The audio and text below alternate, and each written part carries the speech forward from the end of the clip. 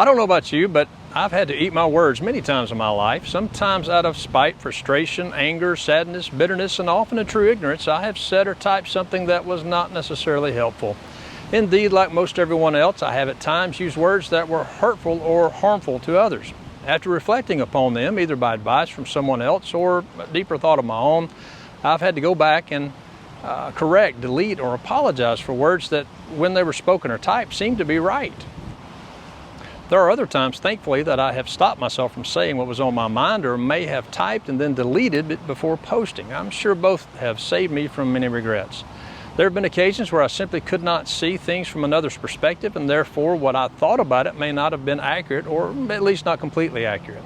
There have also been times when I said or typed the right thing, but how I stated it or when I stated it was wrong. There's an old saying that certainly applies: you catch more flies with honey than you do with vinegar. Tact is a wonderful thing, and not enough people know how to use it or how to use it often enough. Truthfully, once words are spoken or published, we cannot simply take them back. Once they are typed and put on the internet, they are forever somewhere. We can apologize, retract, rewrite all we want, but the damage has already been done. If those words hurt someone, either intentionally or not, it will leave a wound. Time and sincere apology will often heal those wounds, but a scar will usually be left behind. This brings us to another old adage that all of us should apply to everything we speak or type. Taste your words before you spit them out. This is very much a biblical concept. The idea, of course, is that we ought to consider the words we are using to communicate with others. Do those words edify? Or do they hurt? Or do they carry any value at all? We could certainly go to the book of Proverbs and see all that wise King Solomon had to say about the subject, and there was plenty. But for the sake of time, let's instead just take a minute and see what the Apostle Paul wrote about it. Let your speech always be gracious, seasoned with salt, so that you may know how you ought to answer each person. Colossians chapter 4 and verse 6. At first glance, we could look at that and think, then my words need to be salty. Well, if that was the case, there are many of us who would never need to change a thing. But that's not how it is. It's not at all what Paul meant. Just as salt makes our food palatable, our words should be palatable to all who hear or read them.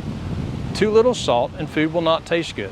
Too much salt and it will also be unpalatable. The same can be said for our speech.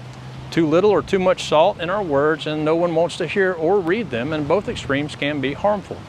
That does not mean that people will always like what we say. Not at all.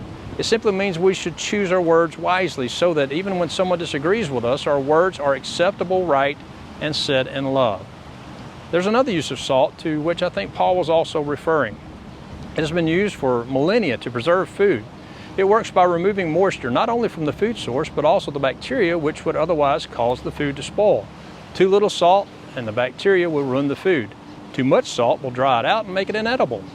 Our words too should be preserving in nature and not destructive. To wrap this up, let us be mindful of the things that come out of our mouths or from our keyboards. Let's taste our words before we spit them out. Let us never fail to say what needs to be heard, but let's always do everything in love. This has been the Mississippi Gospel Minute.